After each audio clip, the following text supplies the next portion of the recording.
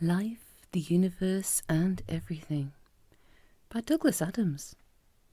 Chapter 12. Shh, said Slightly Boardfast. Listen and watch. Night had now fallen on ancient cricket. The sky was dark and empty. The only light was coming from the nearby town, from which pleasant convivial sounds were drifting quietly on the breeze. They stood beneath a tree from which heady fragrances wafted around them. Arthur squatted and felt the informational illusion of the soil and the grass.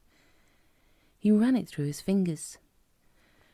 The soil seemed heavy and rich, the grass strong. It was hard to avoid the impression that this was a thoroughly delightful place in all respects. The sky was, however, extremely blank and seemed to Arthur to cast a certain chill over the otherwise idyllic, if currently invisible, landscape. Still, he supposed, it's a question of what you're used to. He felt a tap on his shoulder and looked up. Slightly Boardfast was quietly directing his attention to something down the other side of the hill. He looked and could just see some faint lights dancing and waving and moving slowly in their direction. As they came nearer, sounds became audible too, and soon the dim lights and noises resolved themselves into a small group of people who were walking home across the hill towards the town. They walked quite near the watchers beneath the tree, swinging lanterns which made soft and crazy lights dance among the trees and grass, chattering contentedly and actually singing a song about how terribly nice everything was, how happy they were, how much they enjoyed working on the farm, and how pleasant it was to be going home to see their wives and children, with a lilting chorus to the effect that the flowers were smelling particularly nice at this time of year, and it was a pity the dog had died, seeing as it had liked them so much. Arthur could almost imagine Paul McCartney sitting with his feet up by the fire one evening, humming it to Linda and wondering what to buy with the proceeds, and thinking probably Essex. "The masters of cricket," breathed Slightly Boardfast in sepulchral tones. Coming, as it did, so hard upon the heels of his own thoughts about Essex, this remark caused Arthur a moment's confusion. Then the logic of the situation imposed itself on his scattered mind, and he discovered that he still didn't understand what the old man meant. "What?" he said. "The masters of cricket," said Slightly Boardfast again, and if his breathing had been sepulchral before, this time he sounded like someone in Hades with bronchitis. Arthur peered at the group and tried to make sense of what little information he had at his disposal at this point. The people in the group were clearly alien, if only because they seemed a little tall, thin, angular, and almost as pale as to be white, but otherwise they appeared remarkably pleasant. A little whimsical, perhaps. One wouldn't necessarily want to spend a long coach journey with them, but the point was that if they deviated in any way from being good, straightforward people, it was in being perhaps too nice rather than not nice enough. So why all this rasping lung work from Slightly Boardfast, which would seem more appropriate to a radio commercial for one of those nasty films about chainsaw operators taking their work home with them? Then this cricket angle was a tough one too. He hadn't quite fathomed the connection between what he knew as cricket and what... Slightly Boardfast interrupted his train of thought at this point, as if sensing what was going through his mind. "The game you know is cricket," he said, and his voice still seemed to be wandering, lost in subterranean passages. "It's just one of those curious freaks of racial memory which can keep images alive in the mind eons after their true significance has been lost in the mist of time. Of all the races in the galaxy, only the English could possibly revive the memory of the most horrific wars ever to sunder the universe and transform it into what it, I'm afraid, is generally regarded as an incomprehensibly dull and pointless game. Rather fond of it myself," he added, "but in most people's eyes you have been inadvertently guilty of the most grotesquely bad taste, particularly the bit about the little red ball hitting the wicket. That's very nasty." Said Arthur with a reflective frown to indicate that his cognitive synapses were coping with this as best they could. "And these," said Slightly Boardfast, slipping back into crypt guttural and indicating the group of cricket men who had now walked past them, "are the ones who started it all. and it will start tonight. Come, we will follow and see why." He slipped out from underneath the tree and followed the cheery party along the dark hill path. Their natural instinct was to tread quietly and stealthily in pursuit of their quarry, though, as they were simply walking through a recorded informational illusion, they could as easily have been wearing euphoniums and woed for all the notice that their quarry would have taken of them. Arthur noticed that a couple of members of the party were now singing a different song. It came lilting back to them through the soft night air, and was a sweet romantic ballad which could have netted Macartney, Kent and Sussex and enabled him to put in a fair offer for Hampshire. "You must surely know," said Slightly Barfast to Ford, "what it is that is about to happen." "Me?" said Ford. "No. Did you not learn ancient galactic history when you were a child?" "I was in the cybercubicle behind Zaphod," said Ford. "It was very distracting, which isn't to say I didn't learn some pretty stunning things." At this point, Arthur noticed a curious feature to the song that the party was singing. The Middle Eight Bridge, which would have had Macartney firmly consolidated in Winchester and gazing intently over the Tess Valley to the rich pickings of the New Forest beyond, had some curious lyrics. The songwriter was referring to meeting with a girl not under the moon or beneath the stars, but above the grass, which struck Arthur as being a little prosaic. Then he looked up again at the bewilderingly blank sky and had the distinct feeling that there was an important point here, if only he could grasp what it was. It gave him a feeling of being alone in the universe, and he'd said so. "No," said Slightly Barfast, with a slight quickening of his step. "The people of Cricket have never thought to themselves, we are alone in the universe. They are all surrounded by a huge dust cloud, you see. Their single sun, with its single world, and they are right out on the utmost eastern edge of the galaxy. Because of the dust cloud, there has never been anything else to see in the sky. At night, it is totally blank. During the day, there is the sun, but you can't look directly at that, so they don't. They are hardly aware of the sky. It's as if they had a blind spot which extended 180 degrees from horizon to horizon. You see, the reason why they've never thought we are alone in the universe is that until tonight, they don't know about the universe. Until tonight." He moved on, leaving the words ringing in the air behind him. "Imagine," he said, "never even thinking we are alone, simply because it has never occurred to you to think that there's any other way to be." He moved on again. "I'm afraid this is going to be a little unnerving," he added. As he spoke, they became aware of a very thin, roaring scream high up in the sightless sky above them. They glanced upwards in alarm, but for a moment or two could see nothing. Then Arthur noticed that the people in the party in front of them had heard the noise, but that none of them seemed to know what to do with it. They were glancing around themselves in consternation, left, right, forwards, backwards, even at the ground. It never occurred to them to look upwards.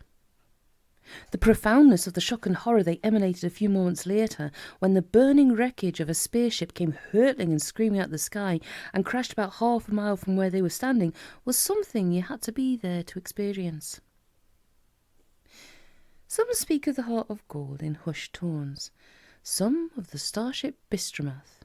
Many speak of the legendary and gigantic starship Titanic, a majestic and luxurious cruise liner launched from the great shipbuilding asteroid complexes of Atrafactivol some hundreds of years ago now, and with good reason. It was sensationally beautiful, staggeringly huge, and more pleasantly equipped than any ship in what now remains of history. See the note on the campaign for real time in the Hitch-Hiker's Guide to the Galaxy. But it had the misfortune to be built in the very earliest days of improbability physics, long before this difficult and cussed branch of knowledge was fully, or at all, understood. The designers and engineers decided, in their innocence, to build a prototype improbability field into it, which was meant, supposedly, to ensure that it was infinitely improbable that anything would ever go wrong with any part of the ship. They did not realise that because of the quasi-reciprocal and circular nature of all improbability calculations, anything that was infinitely improbable was actually very likely to happen almost immediately. The starship Titanic was a monstrously pretty sight as it lay beached like a silver Arcturan megavoid whale amongst the laser-lit tracery of its construction gantries, a brilliant cloud of pins and needles of light against a deep interstellar blackness. But when it launched, it did not even manage to complete its very first radio message, an SOS, before undergoing a sudden and gratuitous total existence failure. However, the same event which saw the disastrous failure of one science in its infancy also witnessed the apotheosis of another. It was conclusively proved that more people watched Tri-D TV coverage of the launch than actually existed at the time, and this has now been recognised as the greatest achievement ever in the science of audience research. Another spectacular media event of that time was a supernova, which the star Schleudens underwent a few hours later. Schleudens is the star around which most of the galaxy's major insurance underwriters live, or rather, lived. But whilst these spaceships, and other great ones which come to mind, such as the Galactic Fleet battleships, the GSS Daring, the GSS Audacity, and the GSS Suicidal Insanity, are all spoken of with awe, pride, enthusiasm, affection, admiration, regret, jealousy, resentment, in fact most of the better-known emotions, the one which regularly commands the most actual astonishment was Cricket 1, the first spaceship ever built by the people of Cricket. This is not because it was a wonderful ship. It wasn't. It was crazy piece of near junk. It looked as if it had been knocked up in somebody's backyard, and this was in fact precisely where it had been knocked up. The astonishing thing about the ship was not that it was done well, it wasn't, but that it was done at all. The period of time which had elapsed between the moment that the people of Cricket had discovered that there was such a thing as space and the launching of this, their first spaceship, was almost exactly a year.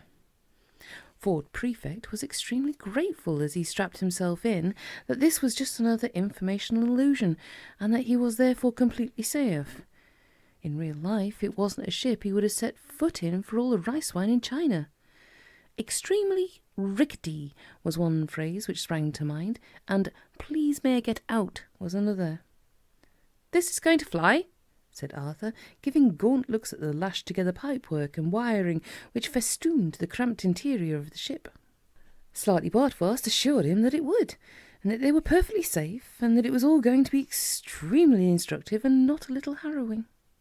Ford and Arthur decided just to relax and be harrowed. "Why not?" said Ford. "Go mad."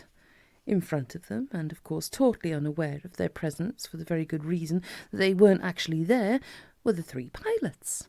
They also had constructed the ship. They had been on the hill path that night singing wholesome, heartwarming songs. Their brains had been very slightly turned by the nearby crash of the alien spaceship. They had spent weeks stripping every tiniest last secret out of the wreckage of that burnt-up spaceship, all the while singing lilting spaceship-stripping ditties. They had then built their own ship, and this was it. This was their ship, and they were currently singing a little song about that too, expressing the twin joys of achievement and ownership. The chorus was a little poignant, and told of their sorrow that their work had kept them such long hours in the garage, away from the company of their wives and children, who had missed them terribly, but had kept them cheerful by bringing them continual stories of how nicely the puppy was growing up. Pow! They took off. They roared into the sky like a ship that knew precisely where it was going. "No way," said Ford a little while later, after they'd recovered from the shock of the acceleration and were climbing up out of the planet's atmosphere.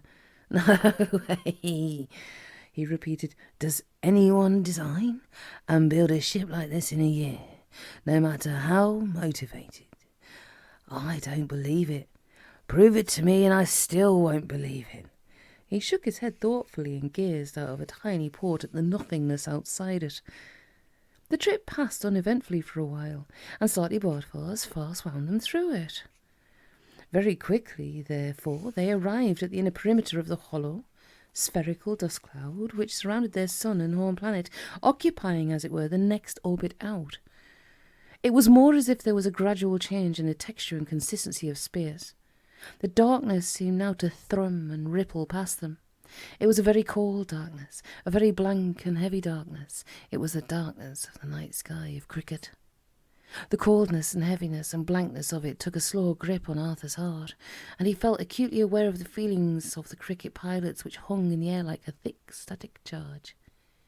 They were now on the very boundary of the historical consciousness of their race. This was the very limit beyond which none of them had ever speculated, or even known that there was any speculation to be done. The darkness of the cloud buffeted at the ship. Inside was the silence of history. Their historic mission was to find out if there was anything or anywhere on the other side of the sky from which the wrecked spaceship could have come. Another world, maybe, strange and incomprehensible, though this thought was to the enclosed minds of those who had lived beneath the sky of cricket. History was gathering itself to deliver another blow. Still the darkness thrummed at them, the blank enclosing darkness. It seemed closer and closer, thicker and thicker, heavier and heavier, and suddenly it was gone. They flew out of the cloud. They saw the staggering jewels of the night in their infinite dust, and their minds sang with fear. For a while they flew on, motionless against the starry sweep of the galaxy, itself motionless against the infinite sweep of the universe, and then they turned round. "It'll have to go," the men of cricket said as they headed back for home. On the way back, they sang a number of tuneful and reflective songs on the subjects of peace, justice, morality, culture, sport, family life, and the obliteration of all other life forms.